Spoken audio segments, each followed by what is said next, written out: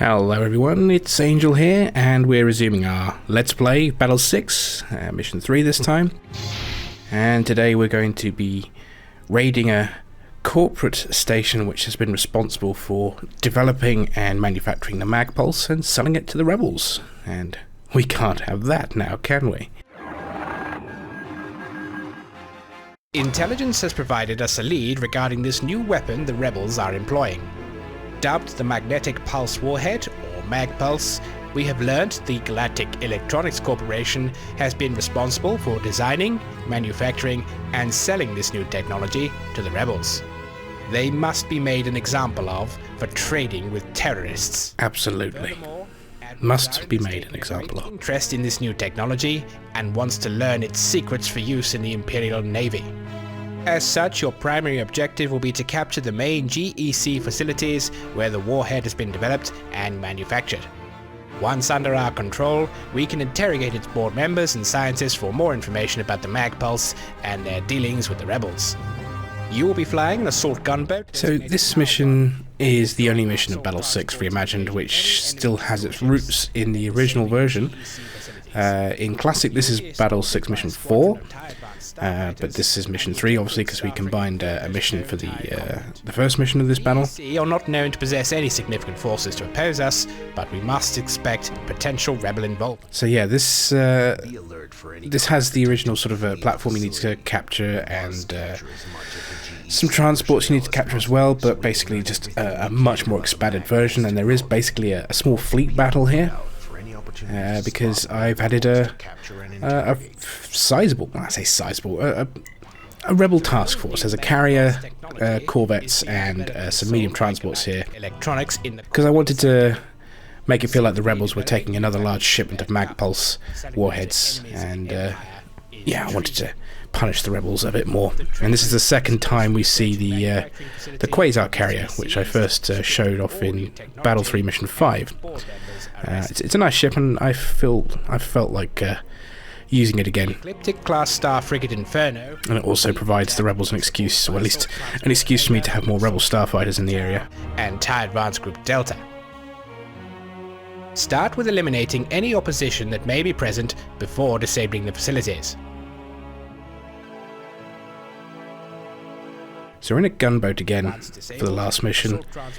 This is mostly because we need ion cannons, and the gunboat is still the only craft with ion cannons for disabling craft, and we want the player to do that. So it's in a way a bit annoying that, you know, the use of craft is dictated sometimes by the weapons they have. If we want the player to disable ships, we have to put them in a gunboat, even though I'd rather be putting the player at a TIE Advanced at the moment. But it's still, I think, good to vary up the ships you're flying from time to time. And it's not like we're using the gunboat all the time. So off we go. Now, I really like this opening sequence. I thought, rather than just having us all facing the hyperpoint, we're all sort of converging into formation and then jumping. You can see a squadron of TIE Advanced there ahead of us, and our own wingman ahead of us, and yeah, we're turning in under the bulk of the star frigate, and off we go. And then this exit with all the ships, especially again the frigate just jumping just above you, and then the silhouette of the rebel fleet and the two stations here. It's one of my favourite visuals of Reimagined. There's a rebel fleet here. They've got a carrier with them. Assault teams engage the rebel fleet. We have to take it down before we capture the facilities. I think it also helps kind of sell this kind of aggressive attack that we're doing. Attacking craft dead ahead. You have attacked. I mean, in theory, we might be a little outgunned here, but this is a short, sharp strike with elite forces, essentially. This is fire. We also got a fair number of Z-95s from the GEC base. You will be engaged by them. Not too much of a threat, but enough to keep things interesting. You see a spam wave of missiles there. After that, I think that's the only wave of Z-95s that engage you directly. Afterwards, I think it's just X-Wings and A-Wings that tend to engage you if you get too close.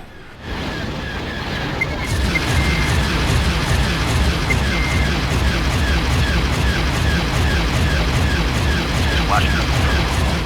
this mission has had several iterations since version 1, because it's proven, even in beta, it proved a bit of a difficult mission.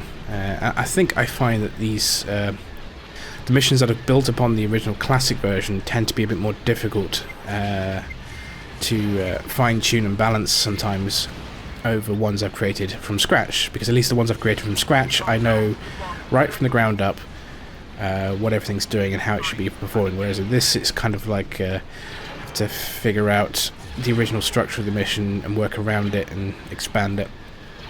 So yeah, that sometimes provides more difficulties in sorting out balance issues. One issue was the Z95s were crashing into the station, causing it to basically destroy itself. Another is that they were coming with 0% throttle, so they launch and then just sit there doing nothing, which is not helpful at all. And I think that's still present in this version 1.2. I think one of the transports launches at 0 throttle. So yeah, still working out the kinks of this mission, but it's definitely in a lot better place than when it first launched in 1.0. It also swings between too hard and too easy in various iterations. It's yes, as I said, very difficult to fine-tune this one.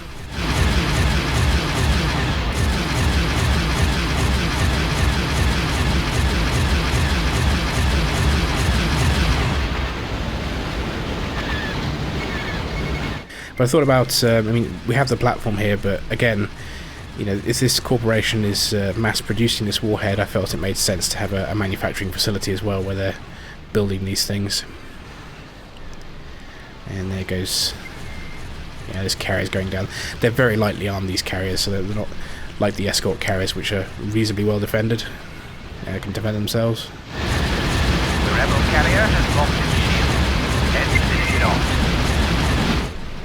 I always think that's, I mean, it's a staple of the X-Wing TIE Fighter games that when craft launch, there's like a few seconds before they actually break off to attack. I wish that behaviour could be changed. Certainly if they get attacked, they immediately break formation rather than just sitting there in a nice tight formation waiting for you to destroy them all. I mean, we've all cheesed missions sometimes by just sitting outside the hangar and killing craft as they come out, but if I were able to, I would change that behaviour. Not for Classic, because as I said, Classic, as I said before in other videos, Classic, it's important that we try and maintain Classic as close to the original as possible. That's always been one of our goals. Reimagined though, that's where we can go to town on doing things differently. Primary target update has been disabled. Ooh. Shoot a missile at it. Report on primary target. Their shields are out. They have been disabled. I think that's all. No, one more. I think that's the transport that sometimes launches at 0 throttle. Report on primary target. Their shields are out. Primary target. There we go. All escaping craft disabled. And I think that's it. Now we just need to wait for the platform and manufacturing base to be captured, and the glory to arrive. Again, we've got the nebula in front of the planet backdrop. It gives it kind of that murky look. Definitely makes it look better. Before it was in front. Sorry, the planet was in front of the backdrop. What's going on here? It's disabled and... okay. And this is another problem. For like groups of 2 when it comes to capturing craft, sometimes the second craft doesn't know what to do with itself. So you can see there that second transport is still firing ion cannons at the already disabled manufacturing facility. Even though it's already disabled, it seems stuck in its current order pattern. So yeah, that's something that still needs to be looked at. You can see how its orders are flipping between looking for craft aboard and following flight leader. So yeah, it's basically stuck on its current order, looking to do something, whilst its wingmate does the actual boarding operation.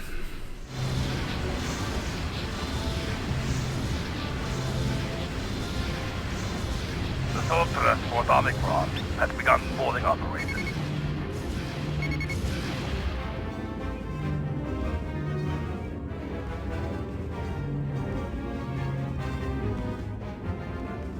Actually, I think this is a good time to talk about the ion cannon bug. I mentioned this way back in, I can't remember, one of the Battle 2 videos, maybe?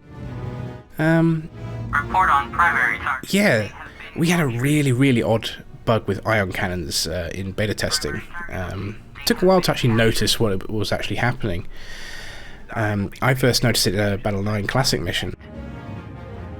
It seemed like the mission critical target that was meant to be disabled by the AI was being destroyed, and I couldn't figure it out. And I thought, because when I observed the Y-wings that were attacking the Corvette, it was fine, got disabled, no problem. But when I was further away from it, it was being destroyed. I thought maybe it was a bug in the conversion process, so I recreated the flight group and I thought it fixed it. Has arrived. Then a few weeks later, one of the testers noticed it, a similar problem in another mission, and it took a little bit of sort of figuring out, but what was happening was when the ship that had the ion cannons was firing at its target, as long as the player was observing what was going on, the ion cannons would behave as expected. They would drop the shields and then drop the systems, and it's disabled. As soon as it's out of the player's field of view, that changed into regular damage, regular laser behavior, and the ship was destroyed. So we dubbed this Schrodinger's ion cannon, because the ion cannon only worked when it was directly observed by the player.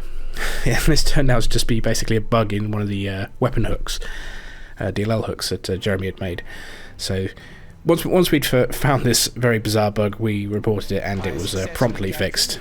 But yeah, that was a fun bug, that one. Demonstrated the folly of working in opposition to the So there we go, we got of the Empire. another secret order rank. I think this is the 5th rank. This is an intolerable act of treason. One more rank to go in Reimagined. I may have mentioned before that there's only 6 ranks in Reimagined, and the other 3 are unattainable until the new campaigns are completed.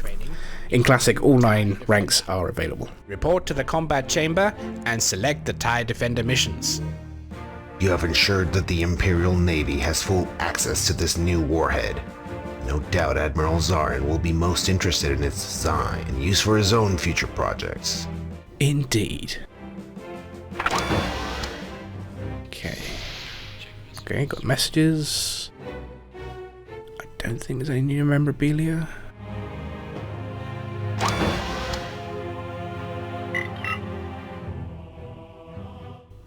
Selected for training. Okay, well, yeah, the training missions are already kind of available up to the missile boat. I mean, we can have it unlock at a certain point, but so let's take a look.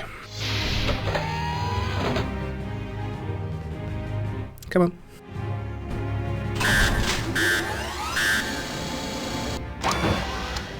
So yeah, if we click on this button here, we can access all the original Classic training missions from TIE Fighter. That's 28 training missions, 4 missions per ship, and also in version 1.2 we added the demo mission that was released a few months before the original game, which was not featured in the original game. But as you can see here, here's the TIE Defender missions, and you can just play those, and yeah. However, this is using a multiplayer hook container, so this is the only way we can have these missions in here that's not part of the main campaign. It's part of the multiplayer hook, which allows basically co-op play, which unfortunately is too buggy and unstable to actually allow for a co-op campaign within TIE Fighter, or TFTC. And there's the demo mission.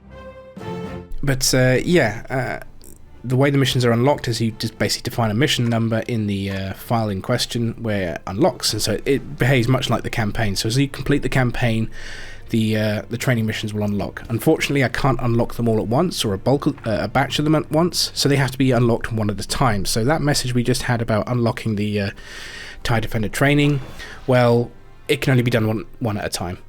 And at the moment, it's done in such a way that it's just unlocking one at a time, regardless of what point we're doing this in from. So yeah, perhaps something that we can improve upon in the future. Otherwise, yeah, I'm afraid that's it for this mission. Join me next time for the finale of Battle 6, which is the unique mission I've created for TFTC, and we'll see how that goes then. Until then, good hunting.